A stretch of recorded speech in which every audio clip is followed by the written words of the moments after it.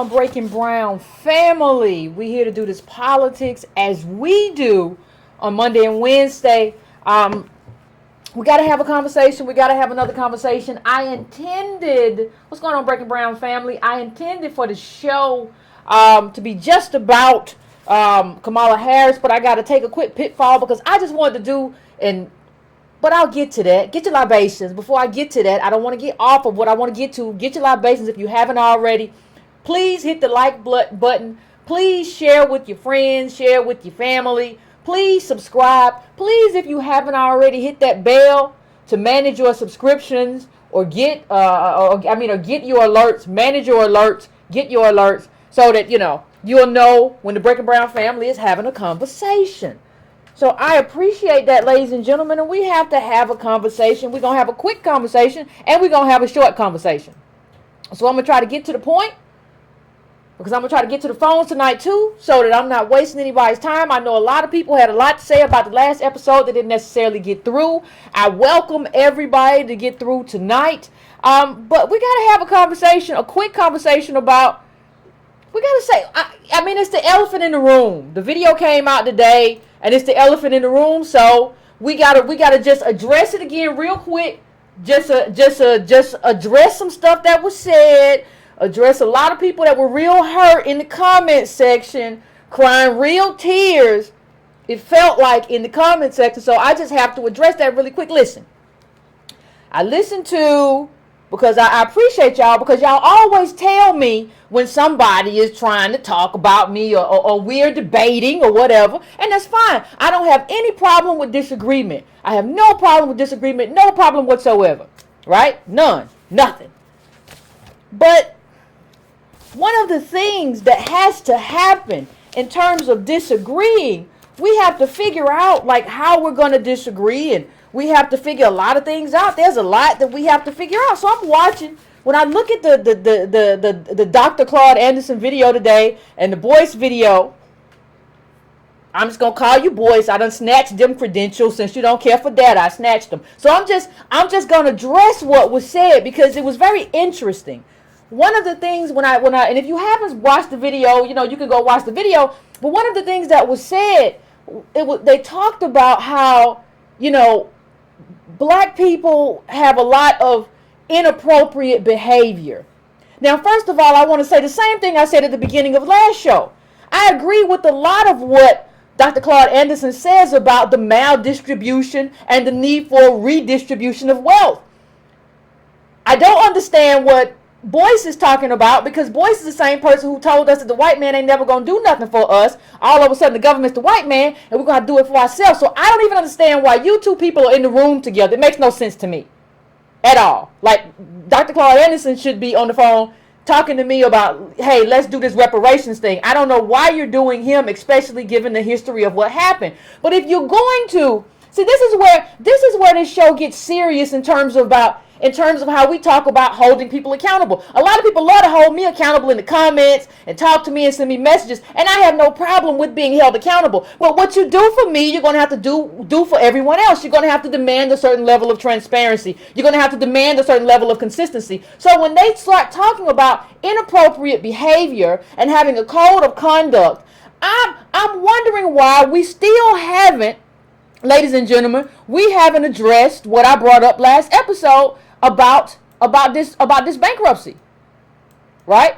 We still haven't addressed it. And listen, some of people say, "Oh, Yvette, you were so disrespectful." I was so respectful because there's a lot of stuff in this paperwork, and there are a lot of implications and suggestions and allegations that I didn't bring up last episode because I was trying to be respectful. That's why I kept saying, just go read it for yourself. I didn't want to throw it all out there.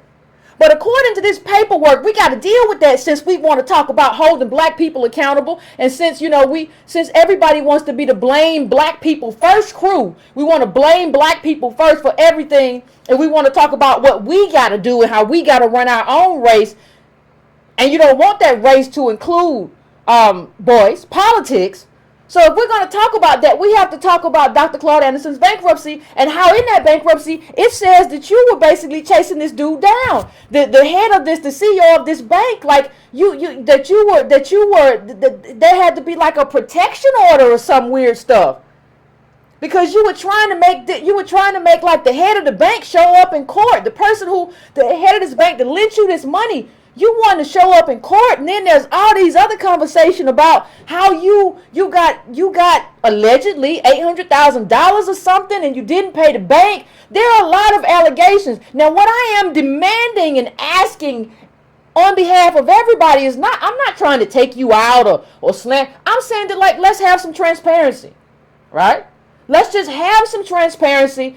You should just, the next video that you and boys do, you should just address this. And don't address it, please don't address it by just blaming black people. Well, if black people had came out and bought my organic fish.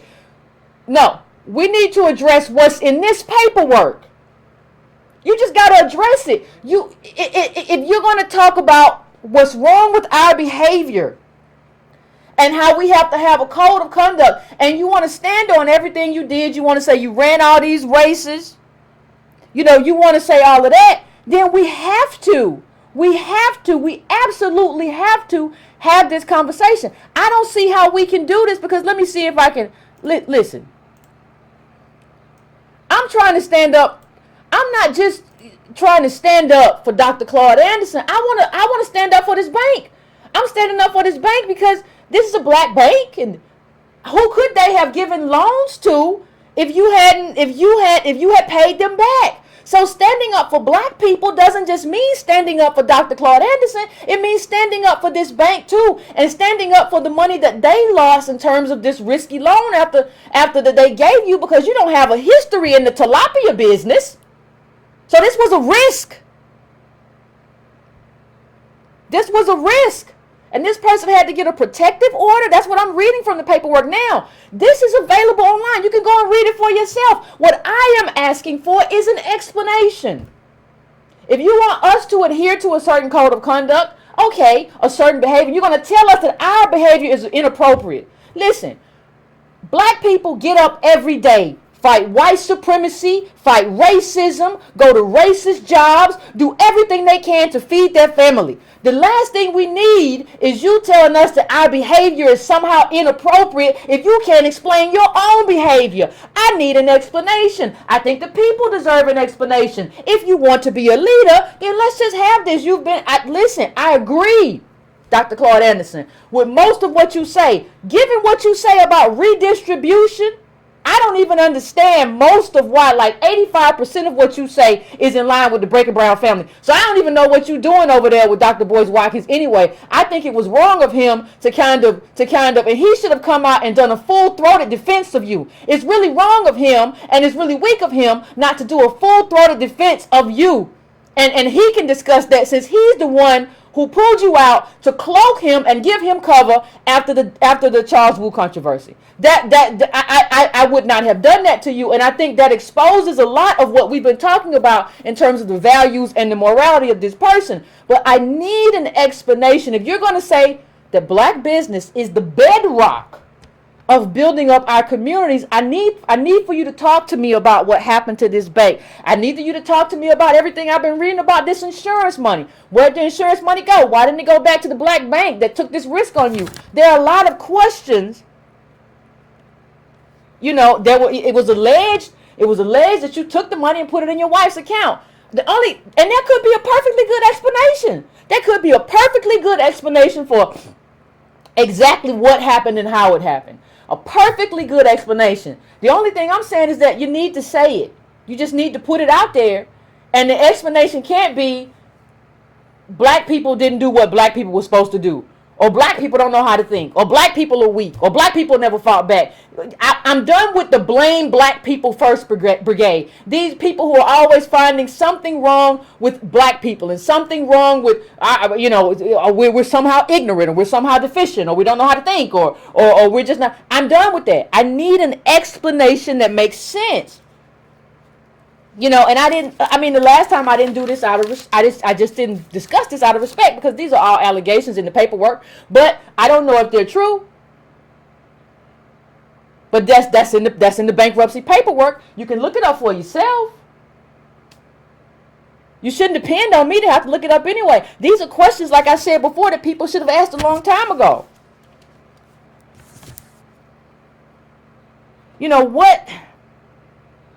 What you're looking at is a protective order that, according to this paperwork, I just want to slow it down. A protective order, according to this paperwork, that was granted because Dr. Claude Anderson tried to drag the CEO into court. Now, this is the CEO that gave you like $1 million loan. That's a huge loan. That's a huge risk to a man who's never done fishing of any kind, as far as I know, or a fishing business. And so there are a lot of allegations in here about you and your character, and you say you love black people and you want to do for black people, and it looks from this paperwork that you tried to drag this black bank CEO, who we have up on the screen, like he had to get a protective order against you because you tried to drag him into court over your unpaid debt. And so you're sitting with someone, Dr. Watkins, and you're sitting with someone who's talking about code of ethics. But if you're going to talk about a code, or you're going to talk about our inappropriate behavior, you can't leave this just in the room. You have to address it. It is absolutely essential that you address exactly what happened. So I mean, it is what it is. I don't know what else. I don't know what else to say in terms of that.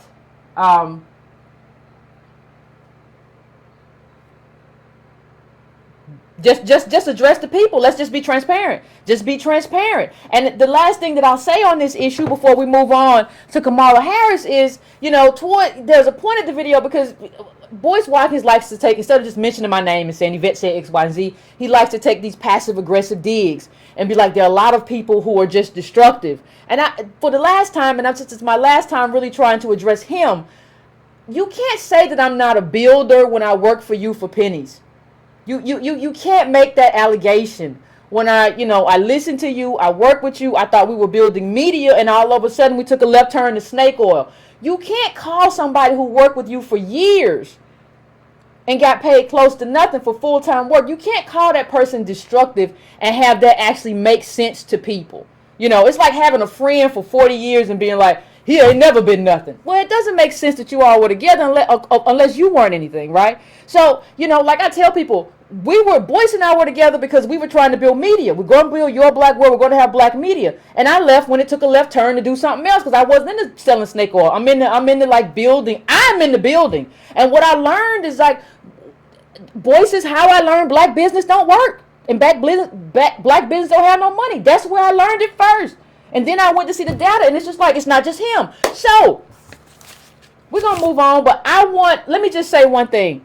If Boyce or Claude want to call in, the number is up on the screen. If you can't get through Dr. Claude Anderson or Boyce and you want to call in to the show, all you got to do is, if you message me, if you send me a message at editor@breakingbrown.com, I'm going to check my messages before I go to the phones. I'll get you through.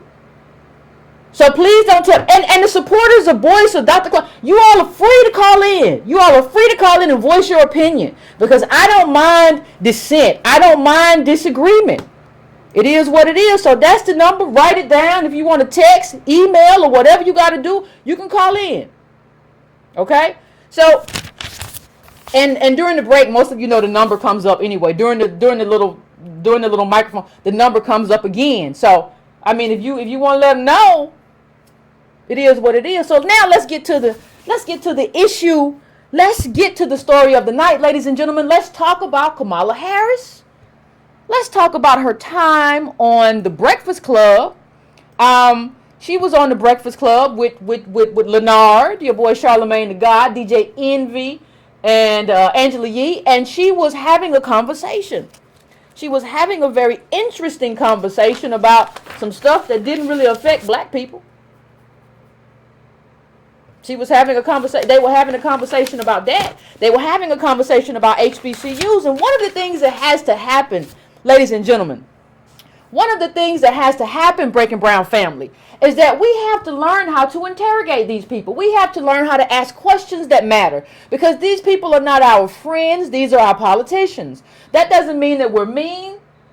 That doesn't mean that we're cruel. That doesn't mean that we're awful. That doesn't mean that we're necessarily always antagonistic. But we have to ask questions that are meaningful to our family, our tribe, descendants of slaves, native blacks. We have to talk about putting money in black people's pockets. This is the kind of stuff we have to talk about. So a lot of you sent me the Kamala Harris interview, and I watched it. And one of the problems with it is that it didn't seem to me that anyone who was doing the interview actually understood the issues that were important to us and how to ask questions about those issues. So it's kind of back to the asking Hillary Clinton about the hot sauce in her bag sort of thing. That's kind of problematic, don't you think? I do. So what I want to do, I want to take it point by point. Like I said in the intro, there are 21 things, 21 questions that I want to ask Senator Kamala Harris that were not addressed by the Breakfast Club. That's a lot of questions. That's a lot of stuff we got to talk about. But I'm going to try to make it go fast because it's just 21 questions. And I'm going to try to help us understand how you have to have a foundation to ask those 21 questions. You just can't walk up to nobody not knowing anything and ask those questions. You have to have some kind of foundation. And part of the problem that we have is that the people who are in that circle, who are supposed to be advocating for us in terms of media, aren't anchored in anything. So they don't really understand anything, right? So that's where we are. So one of the things that I kind of,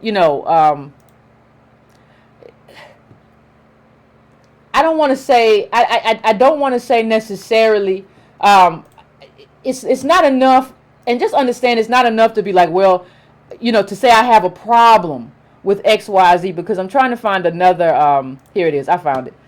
I'm trying to find another image, but we got to do better, black people. We got to do better at interrogating these people. So one of the things, the first question, I don't know if you all remember this, but I remember it very well. Right? When Kamala Harris, it was right around the time that she got elected. And I remember a lot of people having a conversation about how she's this or she's that or she's whatever. But there was a question about Trump. And the question is, well, how exactly, you see all of these people, you see Kamala Harris out there now talking about, I'm taking on Trump. And she was in there talking about, I'm taking on Jeff Sessions. But one of the questions that has bothered me, and here it is, I'm going to bring it up a little bit bigger for you.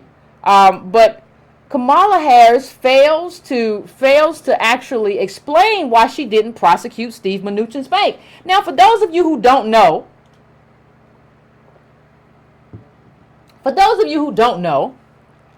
Steve Mnuchin, and you should know, it's a travesty if you don't know, because you should know, especially if you've been watching this show. Steve Mnuchin is the Treasury Secretary, Trump's Treasury Secretary.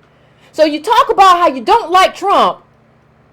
You talk about how you have a problem with Donald Trump, which I totally understand given his policies and their impact on not only us, but because I don't think Kamala really represents us. But you want to talk about that, but you don't want to talk about the fact that you didn't prosecute him for these illegal foreclosures.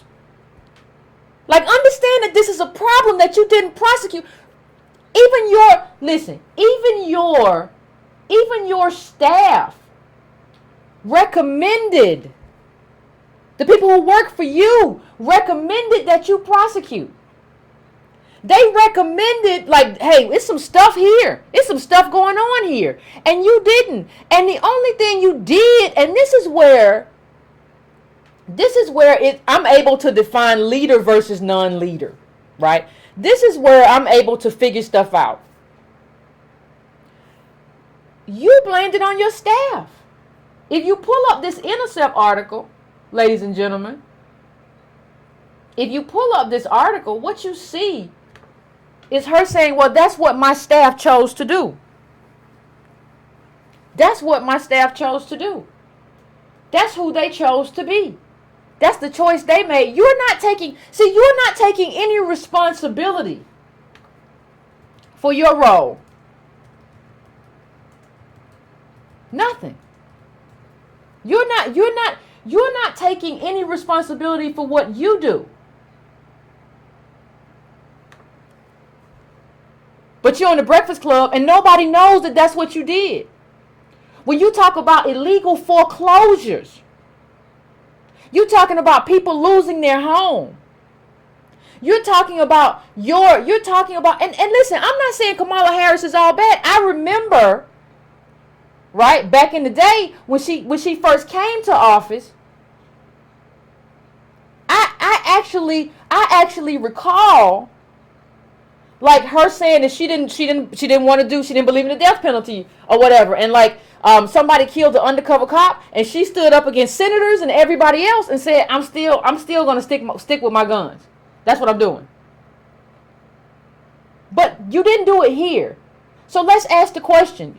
The first question that should have been asked is, why didn't you prosecute Mnuchin and his bank? We're talking about people making recommendations for domestic and international economic and tax policy. The person who determines, and tax policy determines what kind of life you have. You got a lot of people running around here saying, well, you know what? I just like having more money in my pocket. You don't understand that tax policy is an agreement basically that we have between each other, right? It's basically an agreement about whether or not we as Americans are going to matter, and how much we're going to protect each other, and how much we're going to protect the commons. And what I mean by the commons, how much are we going to pay for education? How much are we going to pay for Head Start? Those are the recommendations. If you want to look up Mnuchin, you just look him up and you'll see him in press conferences talking about how the tax cut is the best and we need to cut taxes and all this stuff and give money to rich people. When you talk about money flowing up to the top 20% and the top 1%, you're talking about Mnuchin's tax policy. And what you're saying is that if Kamala Harris had prosecuted when she was the top cop, you're talking about the top cop. If you're talking about that, we may not have Mnuchin. And we may have had a precedent where we don't have other people like Mnuchin because we got people out here prosecuting. Right? Like, you have to understand how all this interplays. One of the whole problems with the Obama administration is that we didn't understand politics. So I had a whole lot of local yokels telling me, well, Yvette, you just don't understand politics. Obama can't do nothing without Congress. You don't understand that most of the stuff that matters, or a lot of the stuff that matters, is not just signing bills into law. It's about interagency agreements or agency decisions. Who is the Justice Department going to prosecute? What is the tax policy going to be? What are the tax recommendations going to be? That is, when you talk about policy, so much of this stuff is agency. When you talk about whether or not the Treasury Department is going to audit banks and make sure that they loan to black people and black business people, when you want to talk about black business, if you're going to do that, you have to make sure that you got the right Treasury Secretary in place, right? The Secretary, he's the economic advisor to the president. And he plays this role in terms of policy making. He's not just some guy. And we would not have had. It is a strong possibility if you hadn't done what you did, we wouldn't have Mnuchin. We just wouldn't have him. So the question becomes, why did you do it?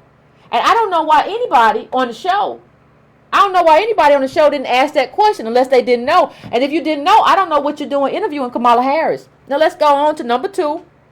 And that's one, if you want to look it up, Mnuchin was head of One West Bank. And not only was he head of One West Bank, Kamala Harris, do you want to tell us why you were the only Democrat during that cycle who got a donation from Mnuchin, or a campaign donation? Was that connected, Senator Harris, to you not prosecuting One West? Is that why you got that donation? Because you were the only Democrat to get one. Can you explain that, Ms. Harris? Mrs. Harris, I'm sorry. Can you explain that?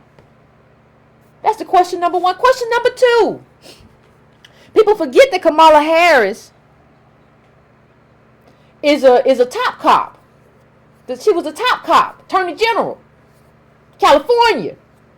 My second question for you, Senator Harris, is how can we expect a top cop to end mass incarceration? How can we expect a former top cop to end mass incarceration in this country? Because mass incarceration is very important to descendants of slaves, Native black people. How can we expect California's former top cop to end mass incarceration? I want to know. What's the answer to the question?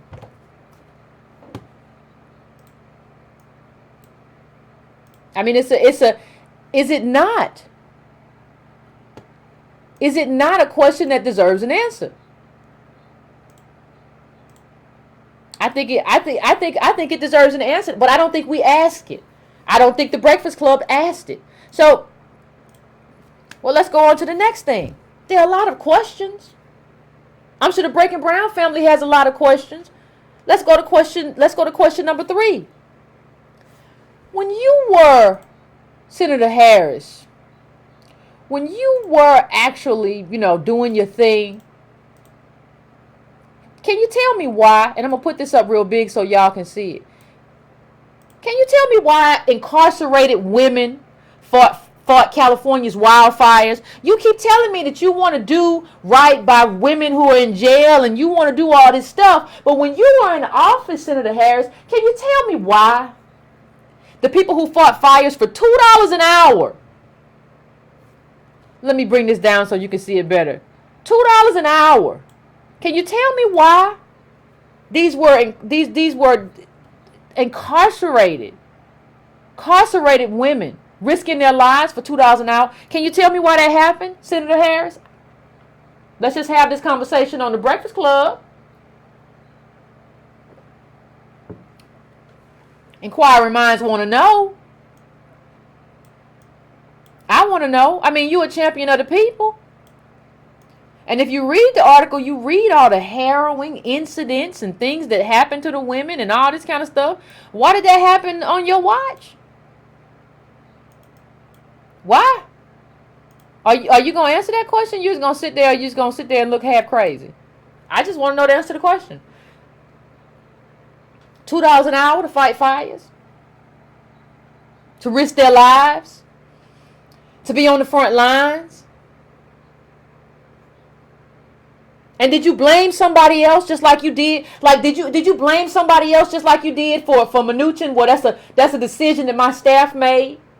Because I think with this one, you're like, well, when I found out, there's a lot of shifting of the blame that's going around, Senator Kamala Harris. Can you answer that for me? Because I have a lot of questions. That's question number 3. We 3 questions in. The Breakfast Club didn't hit any of this. This is knowledge. We all know. We all have access to this. We all have the internet. It would have taken maybe a night's worth of research for y'all to do that, right? Tell me why that's happening. Question number 4, Senator Kamala Harris. You say you're not, and correct me if I'm wrong, but you say that you've made a big deal about not taking PAC money. Okay? But, what I read in the paper is that donors are still lining up to interview you for 2020. You're not taking corporate PAC money, but these donors are still lining up to interview you. What is that? What does that say about the state of who you're going to advocate for? What does that say about the state of money and politics in America? What does that say about you? What does it say about who you will be beholden to? And what exactly are you doing to help advocate and overturn Citizens United, which flooded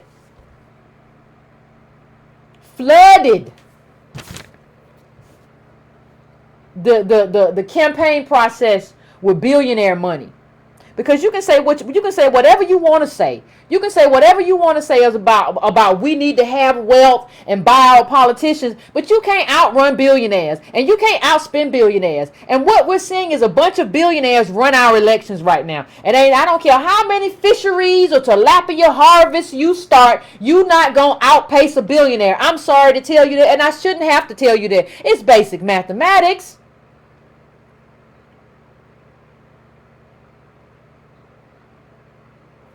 Why didn't Charlemagne ask that? Charlamagne been running around talking about black privilege and how much he know about black privilege and black privilege is pride in being black and all this stuff. Why didn't you ask that question?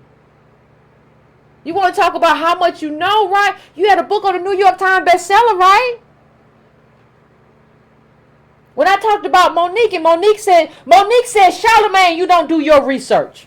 And y'all said, some of y'all said, oh, I can't believe she said that to Charlamagne. No, but he don't do his research. You didn't do any research for this show. You just sat around and talked about HBCUs, and you talked about Too Short. And you talked about a lot of stuff that don't matter. You had her there for 30-some odd minutes, according to my count. Why didn't you ask the question, DJ Envy? You were there. Y'all talked about Hampton and Howard. But you didn't even talk about how HBCUs are broke. You just talked about what? You like the bands and how wonderful it is. And that's where I learned to be black and all this stuff. Why didn't you ask the question that mattered? What kind of media is this? What kind of peanut gallery are you running? My next question number 5 out of 21 people. Question number 5. Listen, I have a question. If you ran for president, you won, right? What would you look for in a Supreme Court justice? I'm talking about values. I'm talking about what kind of stances would that Supreme Court justice have to have on the issues?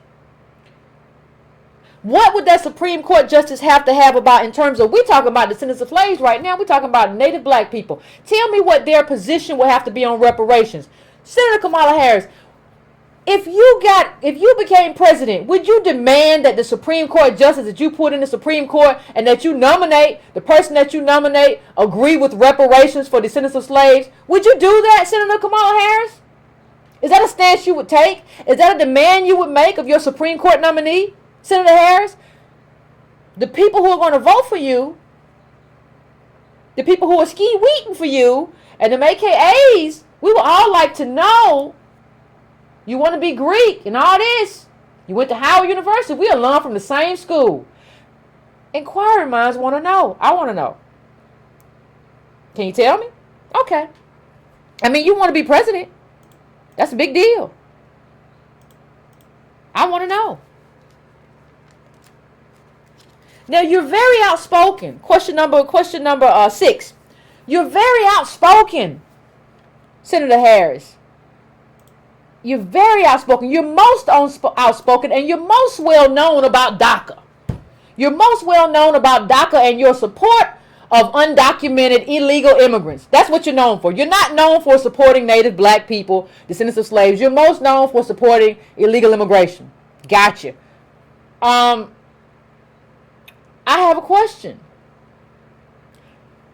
One of the biggest, if not the biggest, concentration of black homelessness is on Skid Row in California. What have you done to eliminate homelessness, Native black homelessness that exists in Skid Row? What have you done to eliminate that in California? What policies, what bills? I understand that you were the top cop. But that was then, this is now. What bills would you support if you were president? If you're president, you got to work with the Democrats. You got to work with Democratic Congress. You're a Democrat, they're a Democrat. What policies would you promote to end this level of homelessness among descendants of slaves?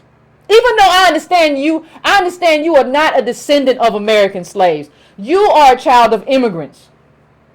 So I understand where we differ. Right? We're from slaves and slave owners. You're from immigrants. So I understand that, but what would you do? What policies would you recommend? What policies would you recommend? Poor people have been priced out of San Francisco. What policies would you recommend? Would you recommend policies to keep rents low so that people who work, even if they don't have good jobs, people who work can afford housing? Senator Kamala Harris, what policies would you support? Simple question. Now, I have another question. You said that in the interview with the Breakfast Club, you said that other than Howard University, your mother was the most important person in forming who you are and who you become. So my question, Senator Kamala Harris, my question is, can you tell me about your Jamaican father? I know your mother was Indian, but can you tell me about your Jamaican father? Because you said your mother was most important. Tell me about your black father. And tell me about your relationship with him. Because, see, we elected somebody else. We elected Barack Obama, who didn't have a relationship with his black father, and it didn't work out too well for us. So I need to know about your relationship with your black father. Can you expound on that for me? Please. I'm just asking the questions. A lot of questions that should have been asked. That was question number 7 out of 21. Question number 8, Senator Kamala Harris, or Kamala Harris. Kamala. People said different. Senator, can you answer another question for me? You said that you weren't going to allow, there was some kind, you were going to stand in the way of a Senate bill of like spending bills that were going to come your way, because they didn't do enough in terms of you wanted to protect the dreamers, you wanted to protect these immigrants, right? So you said that you weren't going. You said that you were going to hold some spending bills hostage because you want to protect the dreamers. Can you tell me what bills you are going to hold hostage to protect Native Black descendants of slaves? Can you tell me that? Are we on par with the dreamers as citizens, or are they above us, or how is that working out? What are we to expect from you in terms of protections? And what are you doing? This is question number 9. What are you doing to protect us from the flow of undocumented immigrants in terms of them lowering the wage floor and lowering our wages? Because you seem to be fine with open borders. Okay, I got you. But understand that if you don't know, there have been a lot of discrimination lawsuits of people who would rather hire undocumented immigrants than hire Native Black people. So what are you doing to ensure that we are protected? What are you doing to ensure that we are protected and that employers can't choose to discriminate against us, citizens who have a set of rights and a set of expectations, against people who come from Mexico or Honduras or wherever and don't have the same expectations and don't have the same access to the certain amount of rights? What are you doing to ensure that we are protected? It's just a question. A lot of lawsuits from temp agencies. We got construction agencies where black workers say that agencies are preferring Hispanics. So I have to ask you, Senator Kamala Harris, what protections do you have for us? What kind of protections are available for Native Black descendants of slaves? I know again that you're a child of immigrants. I understand, that's fine. I understand that that we're different in terms of lineage. I get it. But what are you doing? Because if you're going to ask for my vote, I need to have some kind of protection. I need to have some kind of assurance. I just can't have you saying, ski wee, I went to Howard. It's not good enough. It's not enough. Charlemagne the God is from South Carolina. I can't remember that little podunk town Monique said he was from, but he's from South Carolina. He didn't have the presence of mind to ask these kinds of questions. What does that tell you? And what does that tell you about how we need real black media? And what does that tell you about how we need real black interviewers who are willing to put in work? Right? And let me just bring up one more thing. Since we're talking about discrimination against descendants of slaves. There was a great article with a misleading headline a while back. Temp agency workers detail pressure to discriminate at Alabama-based temp agency. Now I'm going to bring this up a little bit bigger and I'm going to read something for you. Because it says like discriminate, but it doesn't really tell you how they discriminated. And so you have to get into the article to kind of understand exactly what's happening. And if you read the article, what it says is often the practice of discrimination was blatant. A manager at a Georgia manufacturing plant asked Christy Ragland, let me put the quote up, asked Christy Ragland not to send him any black thugs. She said, Ragland, a former automation officer manager until 2015, said her boss told her to give the client what he wanted. And in Memphis, Tennessee, Jose Hernandez said her branch manager would comment, "Don't send me that damn nigga," and ordered her to send only Latinos to a flower delivery company. Senator Harris, what are you going to do since you want to bring in immigrants and since it is your desire that we have open borders, Senator Kamala Harris, what are you going to do to protect me against, and my people against, I understand that they're not your people, but what are you going to do to protect me and my people against this sort of discrimination? What are you going to do to put money into black people, native black people's pockets? I need to know.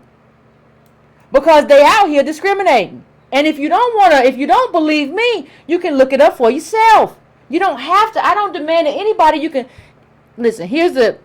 I just put it up. I just put the title of the article up. I put the headline up a second ago. But yeah, go look it up. It was at it was at Alabama, AL.com, and you can go look it up. And that's what's happening. And understand something else, black people. I want you to understand one other thing. A lot of times, this is a temp agency. And you have to understand that a lot of times a temp agency is a doorway. A temp agency is a doorway into a full-time job. So if you have people telling people, I don't want you to allow native black descendants of slaves into that doorway, we don't have access to that full-time job. Because a lot of times if you do good on a temp job, they keep you. But they're not even they're letting these companies demand who they get. And a lot of these people aren't wanting us. When you look at the article, this is the other article from the case filed. There was from Chicago, because one was in Chicago, and one case, the one that's up now is a temp agency that services the South, and this one is from Chicago. And so what you have too is a lot. Even if you go to construction sites, a lot of the construction managers are Latinos, and they want people who they can talk to, and they speak of the Spanish. So what are you going to do? And ask about Kamala Harris, what are you doing? There have been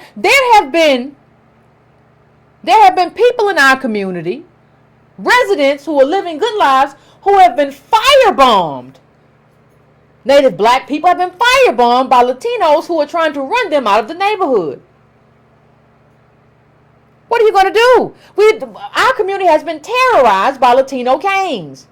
What are you going to do about that? How are you going to protect us in these communities? Senator Kamala Harris, I need to know, because I need to know whether or not I want to offer you my vote if you run for president. Can you please just answer the question? Please. And let me just I don't understand why this is a question, or why this is something that we haven't answered. I don't understand why that wasn't asked. Thank you, Clementine Dixon. I appreciate you. I'm just trying to bring something up, because I don't want anybody to think I'm not telling the truth. So just bear with me. Because I need everybody to know. I need everybody to know what's going on. And why we have to ask these very, very, very, very, very, very, very, very, very important questions. Now listen.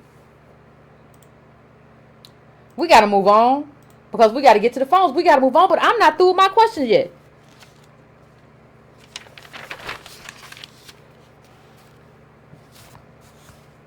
The Dreamers, that was 10. Number 11. You said, Senator Kamala Harris, you said,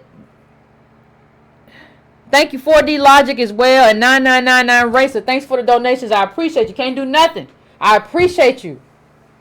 Listen. You said, Senator Kamala Harris, you said Howard University, my alma mater as well. You said it made you who you are. It developed you.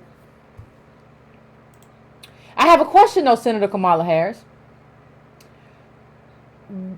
What did you do when Obama underfunded HBCUs in terms of making these plus loan changes? What did you do? Were you advocating behind the closed doors? What were you doing? What steps did you take, Senator Kamala Harris, to ensure that all HBCUs, and especially your alma mater, were not going to be defunded by President Obama? I understand you were still in California. I understand you weren't sitting there. I get it. But what did you do? Because you still have a platform and you still have power. Please tell me, Senator Harris, what did you do? How did you advocate for this school that you say you care so much about, and this school that you say did so much for you? How did you advocate? Can you tell me? I need to know. Senator Kamala Harris, you mentioned, like I said, protecting female inmates, but the majority of inmates, Senator Harris, disproportionately, not the majority, but there's a disproportionate amount of inmates who are Native Black. What are you doing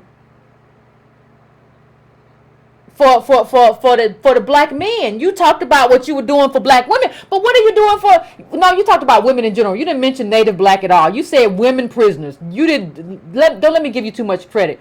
I didn't mean to do it. What are you doing for the group that's disproportionately put in cages, which is Native Black men? How are you advocating on their behalf? What are your policies, Senator Kamala Harris, for them? What are the policy recommendations that you would make as president? We need to know. These are questions that need to be asked and answered. There aren't many females in prison. If you look at the data, black or white, you're talking 10,000 per 100,000. That's black men, as opposed to like 300 per 100,000. When we talk about women, why did you focus on that? Why did you even focus on women when, like, that's not the majority? Was that kind of like a dodge from the real issue? Inquiring minds want to know. I want to know. Question 13, Senator Kamala Harris. I need to know. Are you more Asian? How do you define yourself? Asian American or Indian American? Question 14. If outside of talking about how you like Too Short, and outside of adding Childish Gambino to your Spotify list, what are you doing policy-wise to help Native Black descendants of slaves? See, I don't need any more Obama stuff. See, that's how Obama got us. He had Stevie Wonder in there, and Stevie Wonder was his campaign song, and that's what he used, and he got, I don't want to do that no more. I don't care what music you like. I don't care about you, quite honestly. I need to know what policies. I don't care whether you like Too Short. Doesn't matter to me. What are you doing outside of this identity politics experiment to put money in Native Black people's pockets? I just want to know. Now here's another question, and for those of you who don't know, there's a very good article, and the article was up on the Huffington Post a while back. It's a very good article, but it's an article about It's an article from the Huffington Post. And the article goes into how Maxine Waters fought against the Congressional Black Caucus because the Congressional Black Caucus started advocating for Wall Street. And here's something that Waters said to her counterparts. And I'm going to ask you something, Senator Kamala Harris. I just want to read this, and I'm going to ask you a question. It says Waters told her assembled colleagues that selling out cheap to nickel and dime scammers like the for-profit college industry. If you're going to sell your soul, she admonished, have the self-respect to sell high. Now we're talking about Alcee Hastings. Hastings didn't dispute the conflict, but he did dispute Waters' point. It would be a mistaken premise, he said, smiling. There are a hell of a lot of for-profit schools. Now, if you go into this article,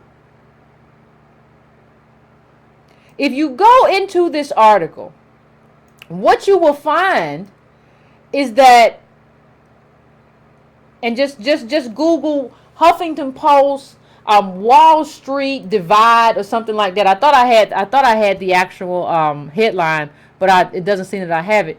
Go over there and you'll find it, right? And one of the things that you find is that these people, they actually have this group of lobbyists and staffers. People say, well, it's a white government. No, we got some black people in government who are moving and shaking and doing all kind of little underhanded stuff, trying to maneuver themselves to become lobbyists, and they're meeting with other lobbyists, and they're advocating on behalf of stuff that is not good for the descendants of slaves. That's what they're doing. Now, that's a problem. That is a problem. And let me just give you a little bit more of the article. Hold on one second. It says, in June, 28 CBC members sent a letter to the Department of Labor urging it to reconsider a rule requiring retirement account managers and the investment advisors to act in their clients' best interest, what is known in finance as fiduciary duty. Now, we're talking about Marcia Fudge, who used to be head of the CBC. Fudge told us she was worried the rule would limit minority access to financial advice. But the letter was actually written by Robert Lewis, a lobbyist at the Financial Services Institute, who forgot to scrub his metadata from the document before it was circulating on the Hill. See what I'm talking about? You got people running around here talking about white, but we don't even hold the people that we have. If you don't vote for them, these people don't get elected. Now, I understand they need money, but we have to. And you know who else was in that number? Your girl Terry Sewell, who we know hadn't until recently, until we pushed for it, had not done anything about the sewage problem in Loudoun County, Alabama. These people are doing all kinds of stuff. So my question for you, Senator Kamala Harris, this was a fight against the Maxine Waters delegation and the Alcee Hastings delegation, the Wall Street sellouts and everybody else. Now, Senator Kamala Harris, I understand that you weren't there at that time. This is Congress. I understand that these are Congress. You a senator, and I understand that these people are House of Reps. I understand that. But please tell me, be hypothetical for me for a minute. If you had been there, please tell me, Senator Kamala Harris, would you have stood with Maxine Waters or these sellouts over here? I need to know what stance you would have taken. Can you please tell me? Please answer the question. Charlamagne didn't ask it. DJ Envy didn't ask it. Angela Yee didn't ask it. And I'm only at question 15 out of 21. I'm almost there. Regarding, we already dealt a little bit with HBCUs, but Senator Kamala Harris, can you tell me how you plan to increase the endowments of historically black colleges and universities? I want to know. Number 17. Have you ever spent as much time fighting for Howard University, your alma mater, as you spend fighting for DACA? You say it's the most important thing to your development outside of your mama, so why don't you fight for it as much as you fight for DACA? Inquiring minds want to know, Senator Kamala Harris. Can you please let me know? I need to know. Question number 18. You tweet a lot about opposing Republicans, whether it's Pompeo, whether it's Sessions, whatever it is. My question is, on what key issues do you oppose people within your own party? And are you prepared to take positions against people within your own party in order to advocate for native black descendants of slaves? What bills have you put forth that are going to put money in the pockets of native black descendants of slaves? Number 19. How do you feel about Black Lives Matter, Senator Kamala Harris? And can you please tell me, the FBI has started targeting what they call black identity extremists.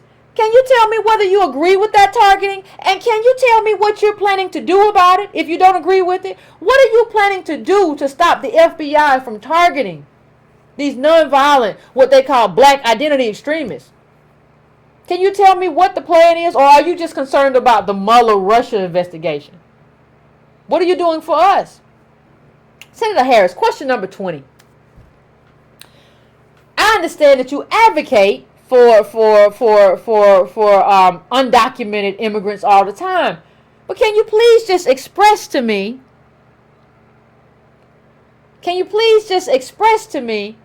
Why a country with fewer jobs, a gig economy that doesn't pay real wages, where it's been mechanized by robots and we know it's going to be even fewer jobs. Can you tell me, Senator Kamala Harris, why we need more immigrants in a country where Americans have fewer jobs? Can you explain this to me? I want to know. Last question, Senator Kamala Harris. I know you identify with feminism. You're a feminist. I understand that women doing it on their own. I get all that. So can you explain to me, Senator Kamala Harris, what was your relationship with Willie Brown? If you don't know who he is, look it up. And if you don't know the allegations, look them up. Because I want to figure out whether or not you did this for yourself. Whether you did this for yourself. Because Hillary Clinton did the same thing, right? Hillary Clinton did the same thing. I'm over here by myself. But no. You kind of came up on your husband's coattails. But then you want to claim like feminism. You didn't start, I want to know. Like, was there a relationship there? I just want to know. And did he pave this way for you? Were you all involved while he was married or whatever? I want to know. I want to know. It is important that we all know. I mean, since you want to claim, that, right? There are some other questions that we could also ask. But these are just, black people, this is just the beginning. This is just those are my 21 questions. Can you tell me why DJ Envy, Angela Yee, Charlemagne the God, Leonard couldn't have asked any? You could have asked at least 5. And extracted some information important to Native black people in terms of how they should view and the lens through which they should view Senator Kamala Harris. Can somebody tell me why that didn't happen? So I know we got to get to the phones. I'm going to check my email like I said I was. And I'm going to come back and we're going to have a conversation. Okay? So I'm going to put the number up. We're going to have a conversation. And just bear with me while I set the phones up.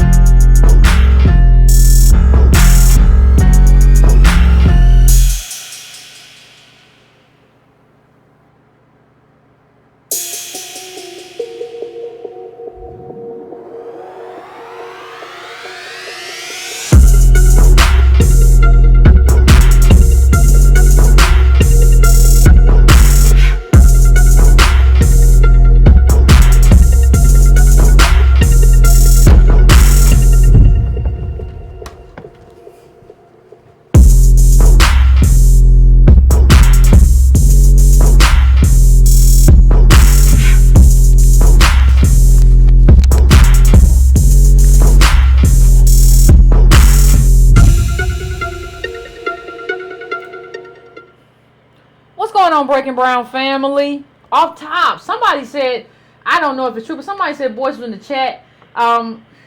If he's not already on the queue, can somebody tell him to call, to email me? So I know what number to go to. So I know what number to look up. Because I don't know. See, nobody knows what I'm looking at, but what I'm looking at is a bunch of phone numbers, right?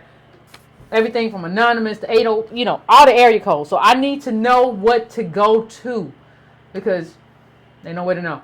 Anyway, right now I'm going to go to the first thing in the chat.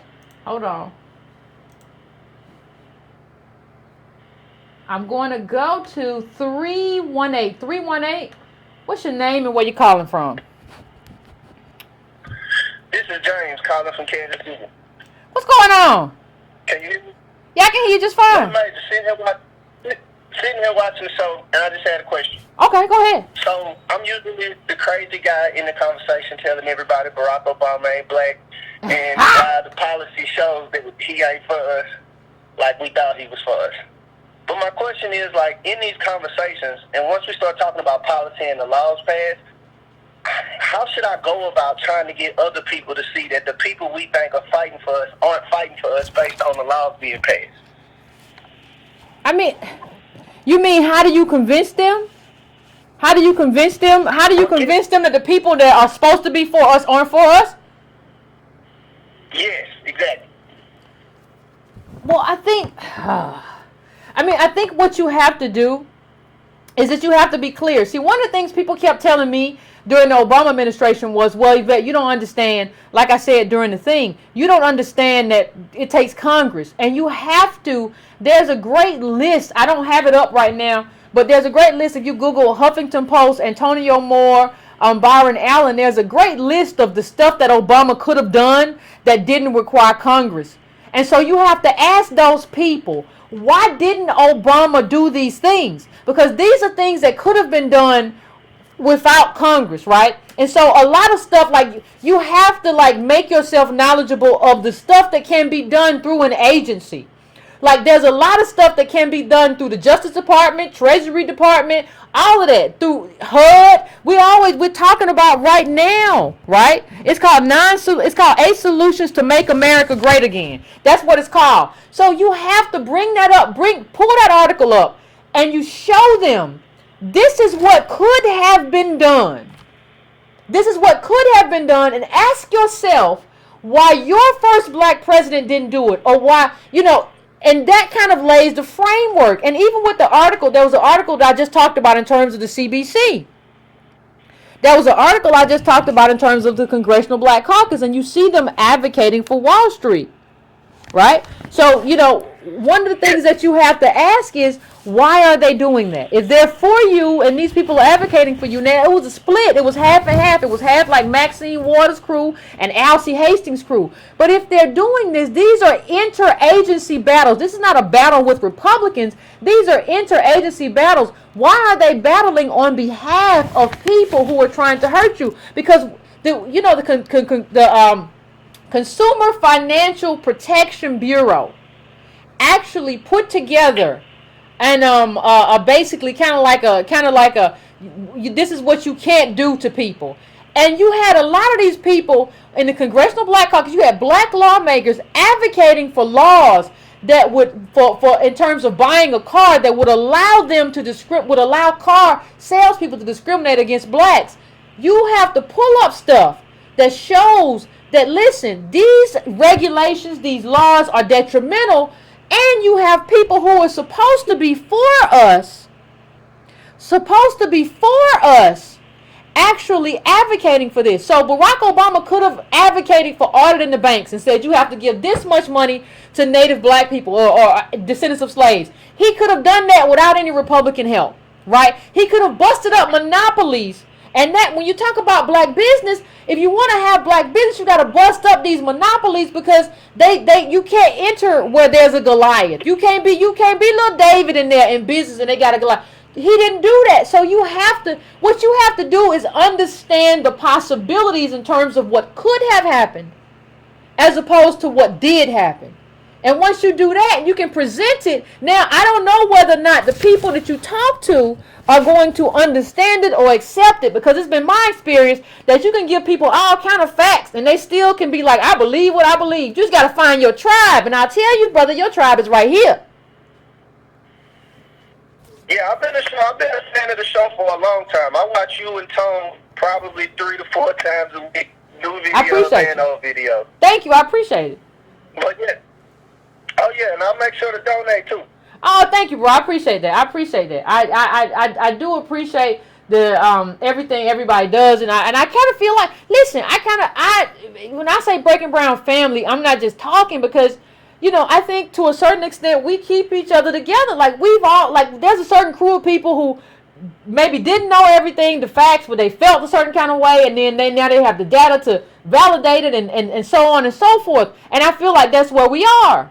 And so, coming forward, I think we're going to need this to kind of insulate ourselves against people who are going to lose themselves. Like, we got a lot of people that ain't going to be right. I don't know how else to, kind of talk about it. We got a lot of people who are not going to be okay with what's coming, because they haven't anticipated it. Like, you got to think, we've been having these discussions. A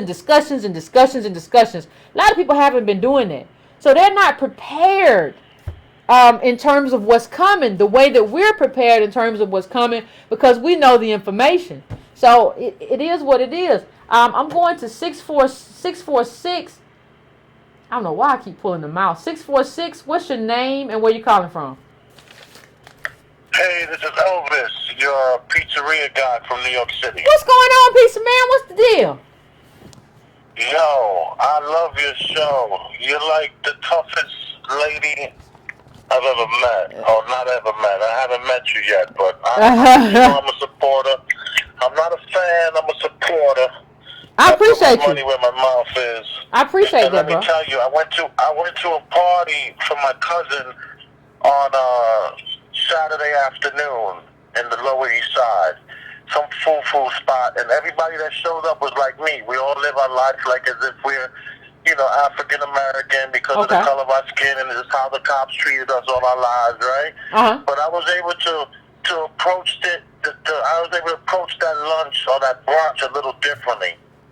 Somebody actually was talking about how they couldn't relate to the kids in schools eating certain kind of sandwiches and how they ate steak all their life, and I had to shut them down. I said, that because you're not a descendant of American slavery, so that's the reason why. And she was just like, I don't know if that's true. I said, no, that's exactly true. I said, your mother is an educated woman from the islands who taught you differently. Yes, you look black, and when people see you on the A train, yes. Same thing for me. We all look and feel like we are, but what we are is advocates. And I said, what are you willing to lose for descendants of American slavery? I had the whole tape. Everybody was like with their mouths wide open going like, whoa, this dude is going in. And I just had to let everybody know, recognize, if you're going to be an advocate for descendants of American slavery, then what you need to do is be willing to lose something. And I told her the first thing you might want to lose is that Gucci, Fendi, Prada that you're wearing. Supremacy dictate what fashion is. So I had to go in a little bit, hurt a couple of feelings, but I want to let you know I am a supporter, I am an advocate, and I am willing to lose because I'm raising my beautiful black descendants of American slavery children in America. And we're not having it. We're gonna approach this world differently. Today I went to Barnes and Nobles and I picked up The Color of Law. I'm holding the book in my hand right now. Oh, great! And I'm gonna read this book, and I'm gonna be able to, like I was telling, I had posts on Facebook. No longer will I be hashtagging facts. I'm gonna hashtag data, and I'm gonna hashtag data matters. That's and right. I'm gonna hashtag where's the data at, because that's what people need to stop talking with their feelings. And just because you look black, what you willing to lose for it? That's right. It's my attitude. That's right. So What is your sacrifice? What is your sacrifice? What is your sacrifice? Yeah. Like I tell people all the time, I can't go to like You know, it's gonna be difficult. Like if I just get shut down, it's difficult to be like, well, Yvette can just get a regular job. Where? Like these YouTube videos are everywhere. Like I can't just be like, well, I just want into like the corporate world. No, these YouTube videos are everywhere now. Like you don't understand that that's a sacrifice. Like you don't understand that like what the implication is for the rest of my life in terms of these videos that never disappear. I'm totally invested. You're invested. You're deep. You're in it. And I make no apologies, brother. I make no apologies for being in it. Pull me back in, you know? Yeah, I make no apologies for being in it too. You gotta be in it. Either you in it or you ain't. You can't be halfway in, 1 foot in, 1 foot out, one little pinky toe in, one little and then 9. You got one little pinky toe in, and you got 9 toes out. No, that ain't gonna work over here. Yeah. So I thank you, bro. I appreciate you. I appreciate everything you do. I appreciate your advocacy. And what I want to tell people is that that's how your advocacy, that's how everybody advocacy got to look. Like, I'm not trying to be mean to anybody, but like the battle that we're fighting is on a person-to-person kind of thing. Like the battle that we're fighting is like, you have to be willing, right? You have to be willing to kind of be out here. You have to be willing to just be like, nah, you're wrong. Not only are you wrong, it just don't make no sense what you're saying. And I have the data to prove it. And I'm gonna just drop this data. I ain't gonna fight with you all day, but I'm gonna drop this data and walk away from you because that's just what it is. Because these people because we've allowed so many people, Black America, to get away with just kind of saying the stupidest stuff. And we just have people say like this kind of pseudo stuff that doesn't have any anchoring in data, doesn't have any anchoring in anything. We just allow them to just say what they say. And like we have to start checking people. Like, nah, you can't just run up in here and say something don't make no sense. Like we do real scholarship in here. I don't know where you from. I don't know what you do, but here we do real scholarship. And you can't run up in here and just tell me something your grandpappy said when you was on his lap. I don't care.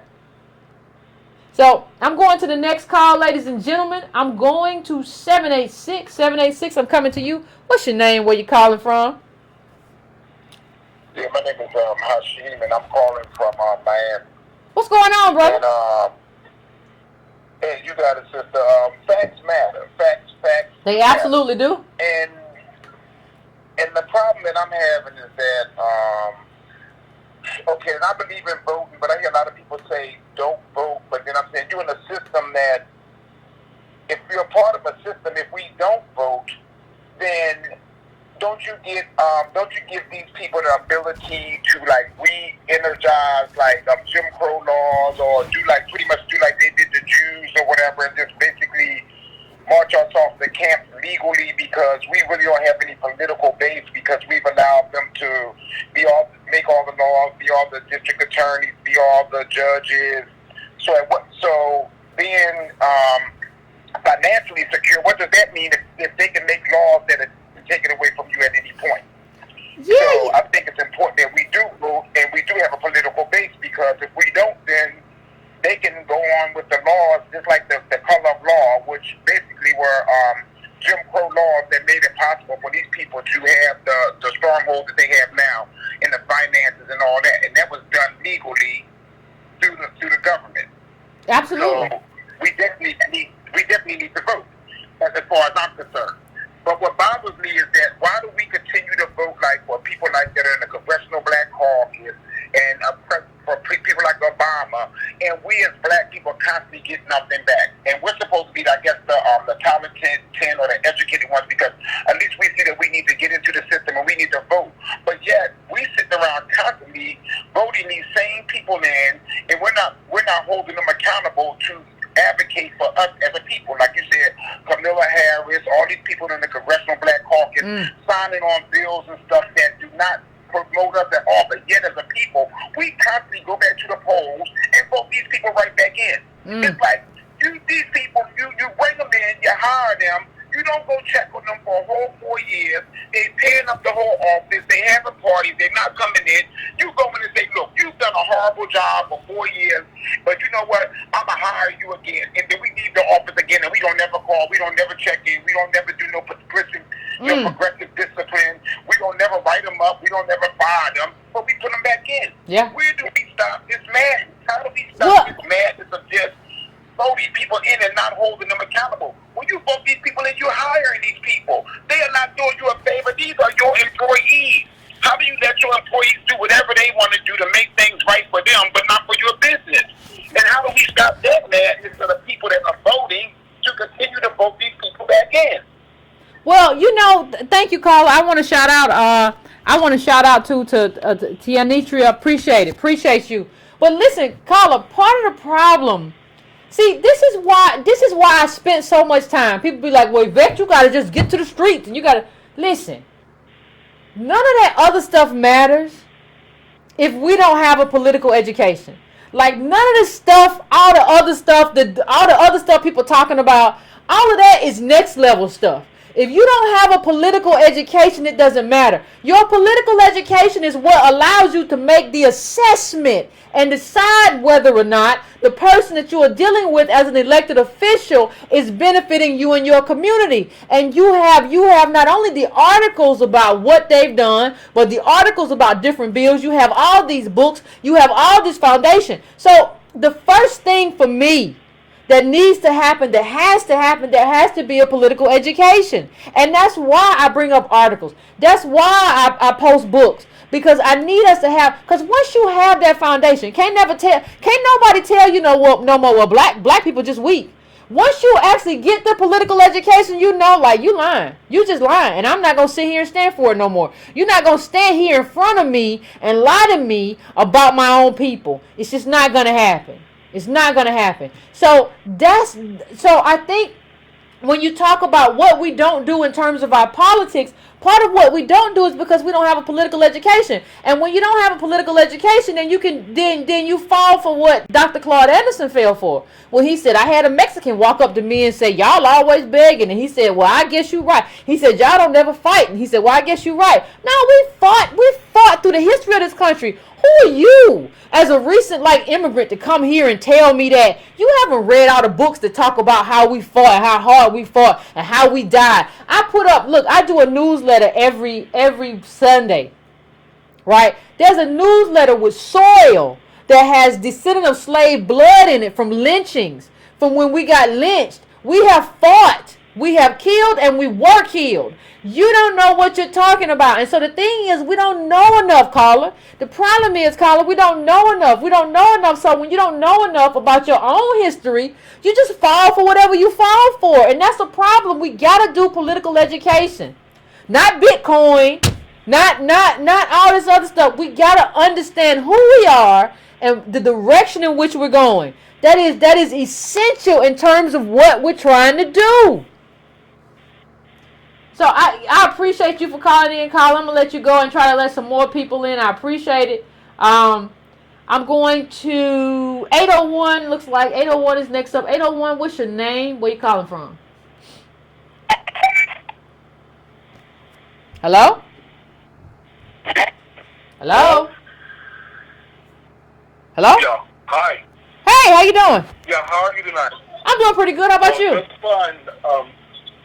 Just fine. My name is Esther. I'm calling from Salt Lake City. Okay. You in Utah? Yeah. Just keep doing what you're doing, and I'm going to sit back and give Alexander time to call in. I don't know if Alexander here tonight. I don't see him in the chat. He's him and Antonio. I know their numbers, and I don't see him. So.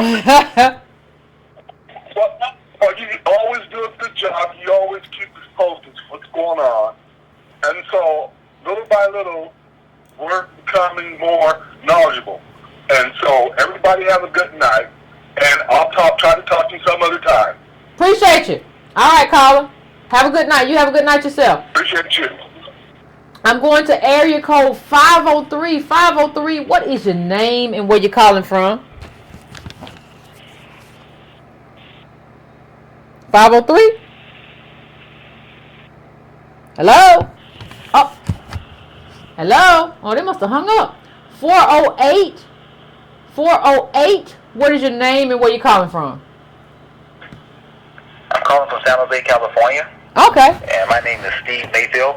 What's going on? And I got your book, The Color of Law, on my Kindle. I haven't had a chance to listen to it yet, but that's been informative. I talk about San Francisco, where Kamala Harris, I guess, got her start. I was born in San Francisco in 1964, and I was there when the redevelopment plans were laid. I didn't know it because I was a kid, but they were planning to change the Western Addition then.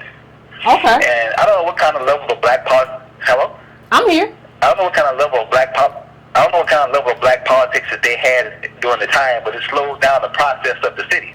By the time Kamala Harris got there, I think it was the 1990s, black people, they were done in San Francisco. Because at one time, I think the black population was the largest land homeowners. Okay, not the great homes. You know, not homes that were super duper. Okay, but they were the largest landholders all the way into the 1990s. And I don't know if you remember, there's this big initiative to change the Candlestick Ballpark. Candlestick Ballpark is in the Bayview area. Okay.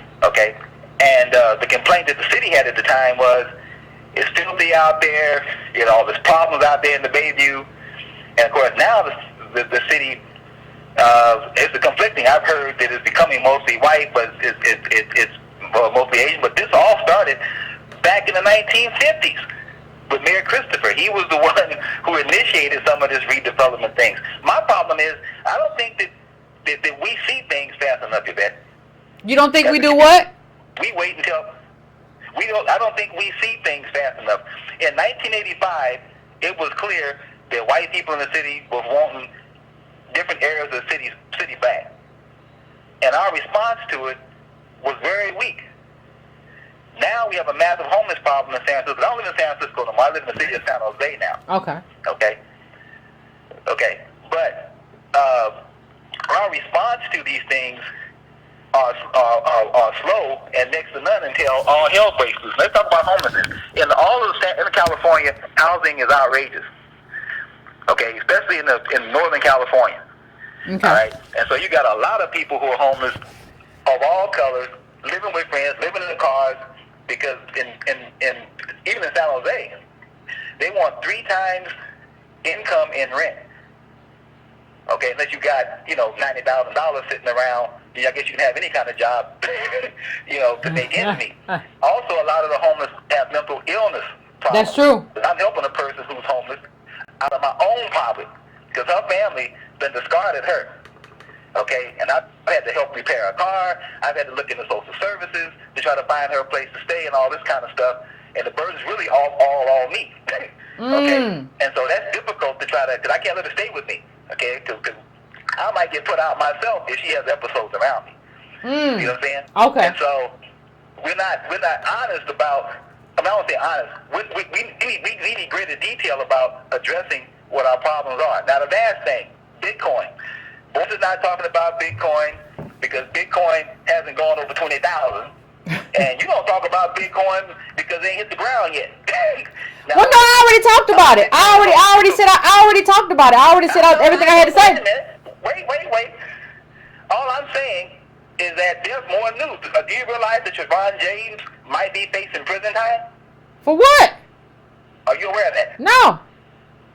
Hello? I'm here. I know. Not for what? Huh? I said for what? Well, because as talking about Bitcoin, he became a de facto promoter of crypto. Oh, I thought you said LeBron. You mean that little dude who does all the YouTube videos? Oh yeah, he in trouble. He's in prison time. He's already had to testify to the SEC. The FBI is visiting him. He might face prison time over that. Oh well. You haven't mentioned that. Yeah. I know it's not important. I'm not saying have a devoted show to Bitcoin or cryptocurrency unless you have to. But I ain't giving a few I got up for you, Yvette. But I ain't giving crypto up. No, I'm not telling anybody to do anything. Anyway, that's all I wanted to say. Thank you. No, thank you, bro. Listen. I know that little boy. I mentioned him like one time. I know the little dude, like, what's his name, like Trevon James or something like that. I know he was, and he's been running around from hotel to hotel talking about, you can find me over here. What's wrong with you, moron? You done made people lose their money. You gonna tell them where to find you? But like all these people who they were like, wasn't Bitcoin? He was doing BitConnect, and it went out, and he really believed in it. But like before that, like y'all were following a dude who was stocking shells before that, and he was telling you all about Bitcoin and BitConnect, and then Boyce was over here telling y'all, people are making millions, and now he ain't really talking about it. Well, he just said, well, I stay the course no matter what. That's not what stock investing is. It's not staying the course. It's about scale and everything else. So, and again, boys, if you want to call me, you got to send me though and let me know what number you're calling from, and you can get in. You can get in. You, Claude, y'all can get. I'm pausing because I'm looking at my my phone right now because I just want to make sure that I give people the opportunity, and if you calling, I just want to know what number you're calling from, so that you can get in. I don't want anybody to feel like, because people feel like, well, Yvette, you've been shutting people out. No, you can call in. There's a line that I can get you to call in, even if the line's always full, but there's a line I can get you to call in if you would, it is what it is though. Anyway, I'm going to 503 now. 503, what's your name? Where you calling from? Hey, Yvette, this is Quentin, and I'm calling from Portland, Oregon. Oh, Oregon. That's interesting. Yeah. What's going on? Hey, I just had not a whole lot. Just making some dinner right now and listening to the show. Okay. Very informative as always. So what's on your mind? I was just calling to ask, how do we as Black American descendants of slaves get a specific classification when we're applying to, universities and for jobs? How do we lobby to get politicians to do that, and then how do we hold them accountable after we have after they said that they're probably well, you know what? How do we?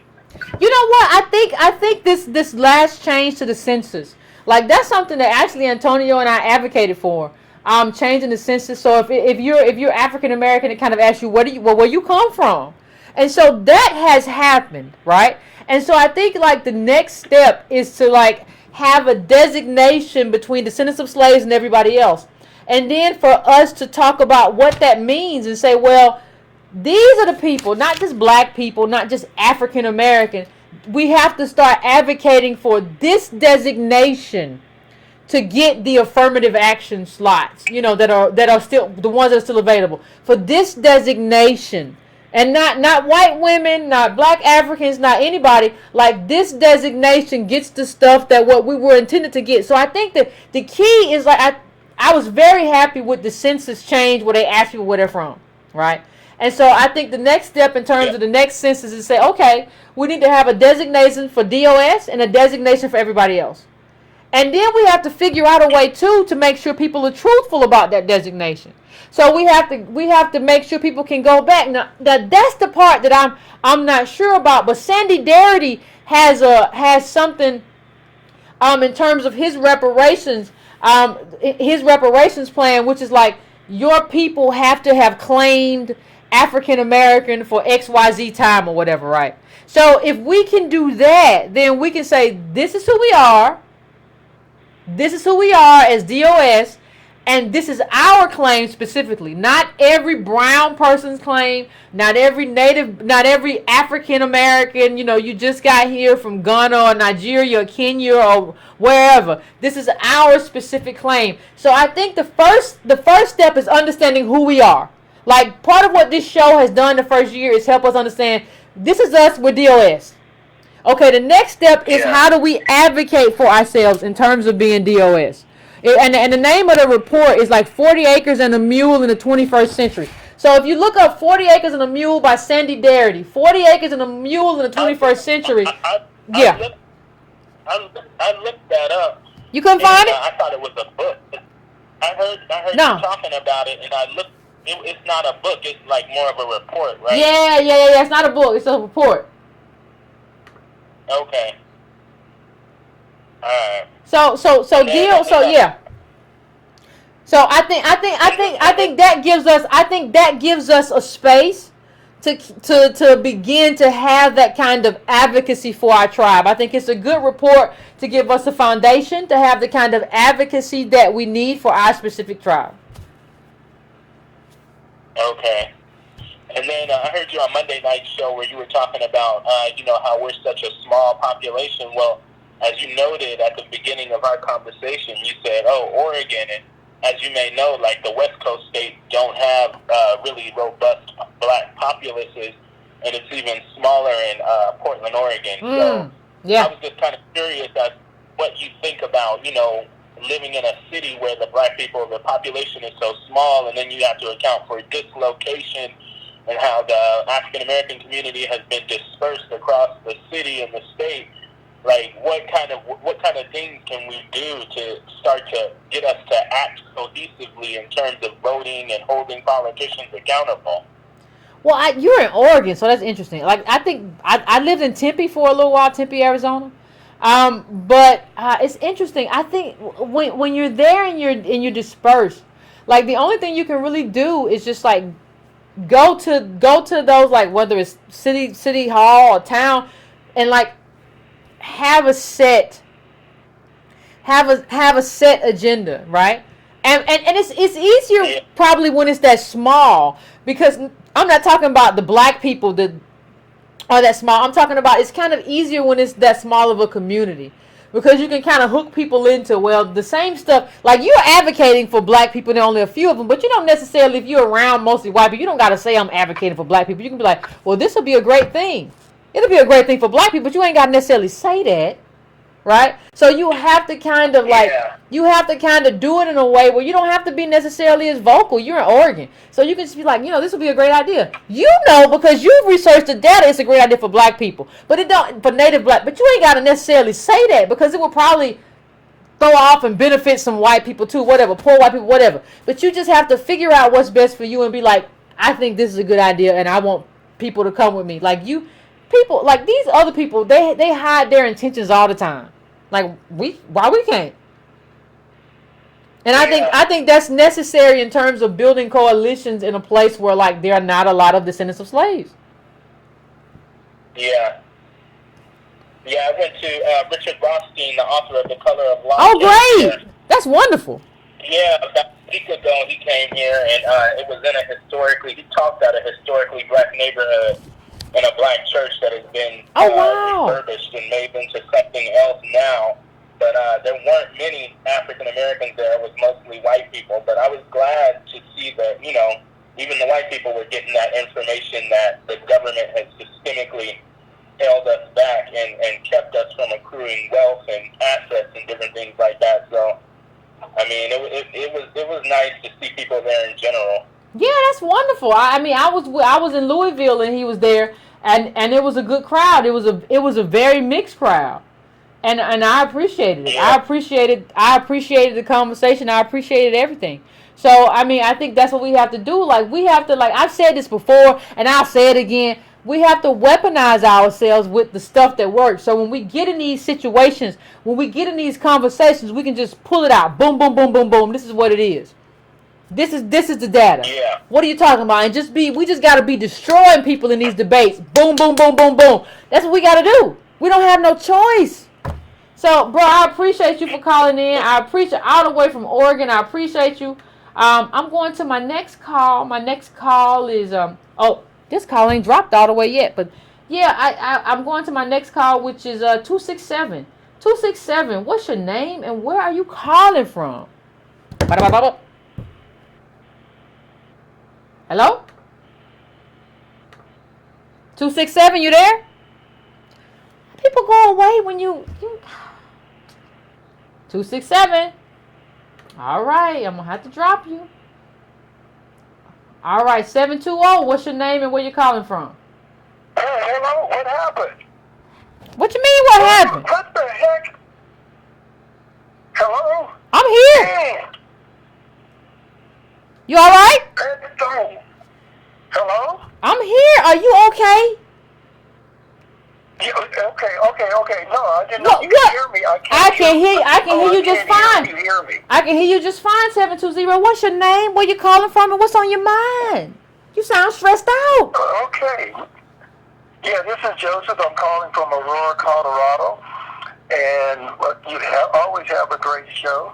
Okay, thank you. Okay. Now, everything's on my mind, but the most specific is the way that we've been enslaved is that a lot of us believe that we're free. Okay. And we're not. I mean, that's just the way I see it.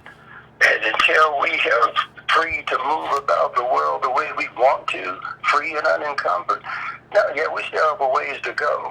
And one of the things that I was looking at was like how healthcare affects all of us. Okay. And my idea is to get, because you guys are talking about us being the wood that was keeping the melting pot hot. Yeah. Well, I decided I'm going to burn access through the bottom of the pot, and I'm going to single payer, because when that woman stood up and said my daughter was not worth health care, well, she got another thing coming. That's Miss Hillary Clinton. Okay. Yeah, so I'm going to burn a hole in the bottom of the pot for access to health care. Okay.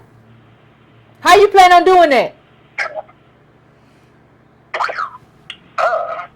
Right now, I'm in the labor, and so in the Teamsters, this is the bone we're picking and the fight we're having over our contract. And 100%, everything's included. You need every part of your health to be healthy, and especially your mental health.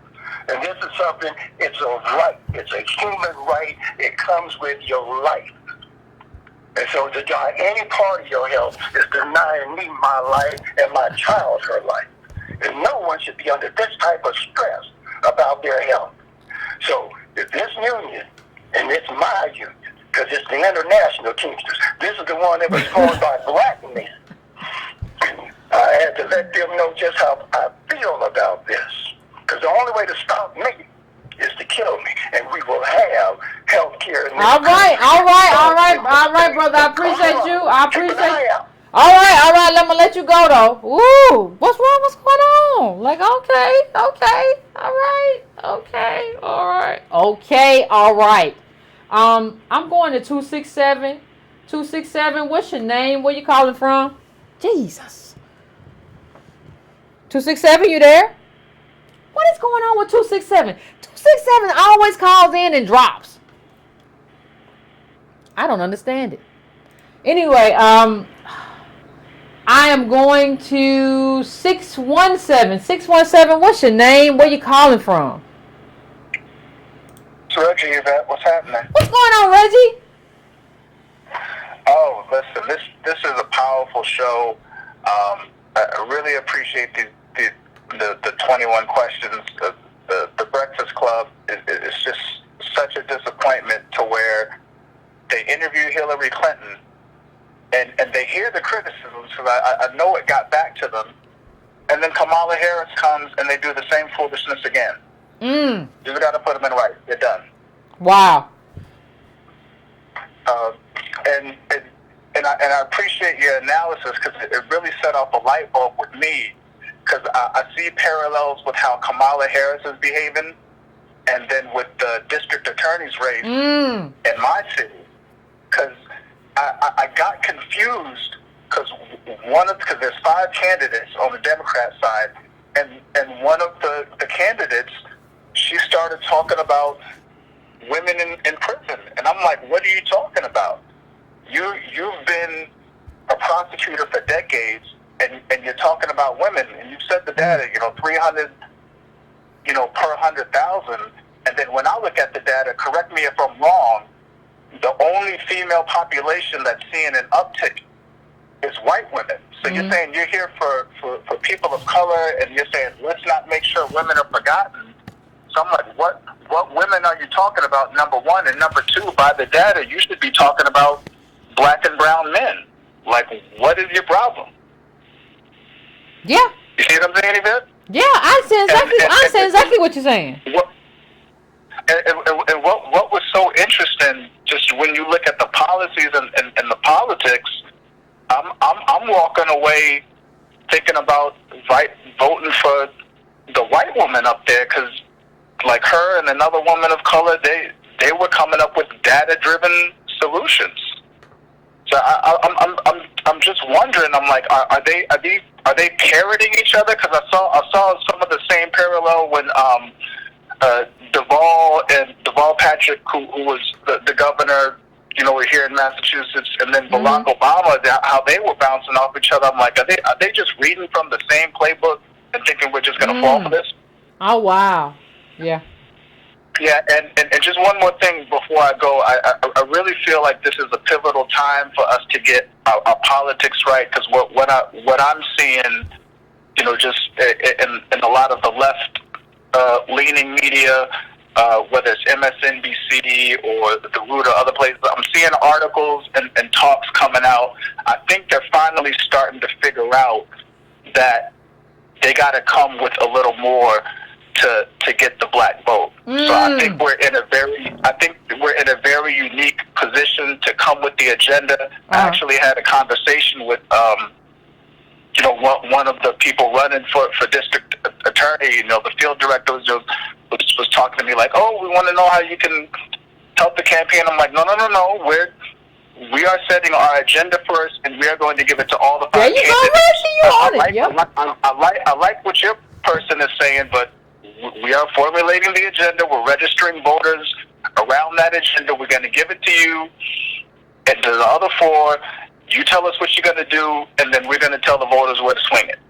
And so I feel like and I've said this before, I really don't know nothing. I just read the data. There's nothing really special about me. I'm standing on the shoulders of intellectual giants like yourself, like Antonio, like Darity, like Hamilton, other people. All I do is read the data and present it. And anybody listening in the Breaking Brown Tone Talks fan, you can take this data, take it to whoever's running, and shut them down with the data. You'll be amazed. You absolutely can. You will be amazed about the impact you can have on these conversations. Just come up and saying like, "Look, I'm out here advocating. I'm swinging these votes. What you gonna do for DOS?" You'd be amazed, and they're really starting to get it that look, this black vote is going to be crucial to these coalitions, because some of these races around the country are going to be tight within the margin of error. So we really need to swing that vote. But that's all I got to say. Because most people, thank you, Reggie. I appreciate you too. But what you said is so important, because most people don't know the data. Like you don't understand. Like most people, even these elected officials, they don't know the data. So when you come at them with the data and you talking the data, they have no idea. They don't know. They have no idea what you're talking about. And then the thing is, even when we talk about women, 2013 out of 2 million incarcerated, 200,000 were women. What is Kamala Harris talking about? 200K women out of 2 million? What are you talking about? This is a dodge. And if you don't know the data, you don't realize that this person is just dodging the truth. You don't understand like what this is. You have no idea. So I'm gonna go to the next caller, 321. This might be my last call night, but 321. What's your name and where you calling from? Let me see. 321. Can you hear me? Hello. Yes, I'm right here. Can you hear me? Yeah, I can hear you. 321. What's going on? What's your name and what's on your mind? I'm calling from Palm Bay, Florida. Okay. And what's on my mind? I like to commend you for the move that you're making. Thank you. You are, and if you already know, we are being recorded in the time of history. And I was saying to myself, have you, Miss Yvette, have you shared with the audience the Sherman Marshall Plan about the 40 acres, and how it was rescinded? Maybe a lot of people are not familiar with that. If they saw that actually in writing, they would see what is some of the building up for reparation. Okay. That it was it was once acknowledged that reparation was able should be given, and it was taken back. So by maybe me fighting for it, it would give credence to people who are not aware that some of the so-called white brothers realized that it was something that was needed. Also, I would like to say that I think that if we understand where we at in time and recorded time for our nations coming up and nations fighting, people taking over people, America, every nation has a time period to be in existence. We don't know how long America is going to be in existence. I realized that we went through the so-called the hard years of slavery, and we fought on the ground level. I like you fighting right now, and I think what you're doing is a great thing. Every nation that rose up and had people of a different ethnic group in that neighborhood fought to get the power to be to see their needs and wants, and I think you're doing a great job. Thank you. I like to see you continue. Thank you, Brian. I appreciate it. I appreciate you calling in. Okay. And I want to thank everybody. I want to thank everybody who called in tonight. We're at 1:52. Like I said, you all can pick up the Sandy Dairy, 40 Acres and a Mule in the 21st Century. That'll be great. It's just a paper. It's not a book. Just Google it or whatever and read it. And just continue to weaponize yourself with data that matters. And data that can help us with what we're trying to do. I just checked my email and I still don't have anybody. Your people still haven't called in and wanted to have a conversation, so that's fine. But I just want to let you know, like I left it open. Anyway, my Breaking Brown family, thank you for coming through tonight.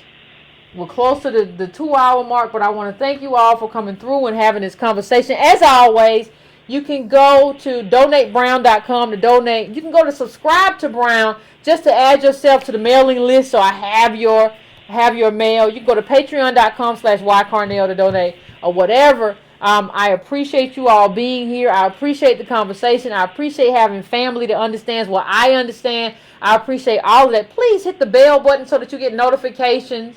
Because sometimes, like the day I did the Howard University thing, I did it before. Like, I did it during a time when I'm not normally on. I did it like 2 o'clock in the afternoon. So please, please, please do that. And I appreciate y'all. Y'all the best family. Y'all the most consistent family. We had this conversation every week. And, I'm still building up breakingbrown.com. Hopefully I'll have this updated in less than a week. And then we can hopefully move on to other things in terms of how we navigate with each other and everything. And, I appreciate y'all. Y'all just the best. So we will talk again no later than Monday. Right? So, everybody, please enjoy whatever's left of your libations. Please enjoy your Thursday, your weekend. Enjoy yourself and weaponize this data. Remember the report I just mentioned. Remember the Antonio Moore report. And don't let these fools come up on you and start saying stupid stuff. They can't say stupid stuff because we got the data, we got the information. Don't let them do it. Don't let them get you discouraged about anything or who they think you ought to be, or don't let them talk bad about you. And remember, family, please don't feed the trolls. We will talk again soon. Appreciate you.